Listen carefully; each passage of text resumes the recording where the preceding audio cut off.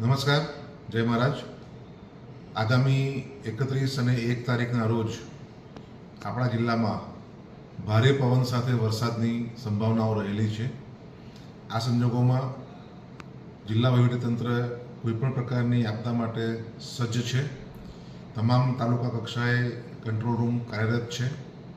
જિલ્લા કક્ષાએ પણ કંટ્રોલ રૂમ કાર્યરત છે. તમામ મામલતદારશ્રીઓ અને ટીડીઓશ્રીને સૂચના આપી દેવામાં આવી છે કે જો શિફ્ટિંગનો પ્રશ્ન ઉપસ્થિત થાય તો જ્યાં શિફ્ટિંગ કરવાનું છે, શેલ્ટરનું જે જગ્યા છે તે નિયત કરી દેવામાં આવી છે. મેડિકલ ટીમ્સને પણ સેન્સિટાઇઝ કરી દેવામાં આવી છે.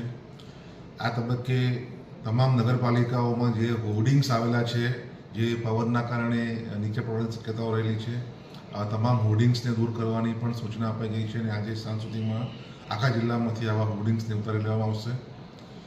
જે કોઝવેઝ છે ત્યાં આગળ પણ જો પાણી ઉપરથી વહેતું હોય તો નહીં જવા માટે તમામ નાગરિકોને મારી અપીલ છે. કોઈપણ પ્રકારનું દુસ્સાહસ કરવું નહીં અને અમે મામલતદારશ્રીઓને સૂચના આપી છે, કાર્યપાલક નિર્દેશકને સૂચના આપી છે કે આવા કોઝવે ઉપરથી બેરિકેડિંગ કરવામાં આવે અને જરૂર જણાય તો ત્યાં આગળ કોઈ પણ માણસ મૂકીને લોકોને એમાં જતા અટકાવે.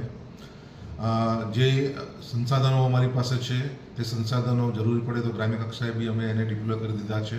ખાસ કરીને બોયઝ, રોપ્સ, લાઈફ જેકેટ્સ, જે બોટ્સ છે, બોટ્સ પણ રેડી ટુ યુઝ કન્ડિશનમાં કરી દેવામાં આવી છે. શિફ્ટિંગના સંજોગોમાં જે જગ્યાએ શિફ્ટ કરવાના છે ત્યાં લોકોને પૂરતા પ્રમાણમાં જમવાની સુવિધા મળી રહે, પાણી યોગ્ય મળી રહે, આ તમામ સુવિધાઓ અમે ઉપસ્થિત કરી દીધી છે. અને જિલ્લા વહીવટીતંત્ર, તાલુકા તંત્ર, તમામ લોકો તમામ રીતે કોઈપણ પ્રકારની આપદા માટે સજ્જ છે અને કોઈપણ પ્રકારની જાનહાનિ ના થાય અને કોઈપણ પ્રકારની માલ મિલકતનું નુકસાન ના થાય તેના માટે આગોતરી તૈયારી કરી દેવામાં આવી છે. નાગરિકોને મારી ખાસ અપીલ છે કે તંત્ર તરફથી જે સૂચનાઓ આપવામાં આવે તે સૂચનાઓ ઉપર પૂરતું ધ્યાન આપવામાં આવે. અન્ય કોઈ ઇસમો પાસેથી કોઈપણ પ્રકારની જે અફવાઓ આવતી હોય છે તે અફવાઓ ઉપર ધ્યાન ના આપે અને તંત્ર તરફથી અવારનવાર સૂચનાઓ બહાર પાડવામાં આવશે તે સૂચનાઓ પ્રમાણે જ આપ વર્તશો તેવી અપેક્ષા રાખવામાં આવે છે. ધન્યવાદ.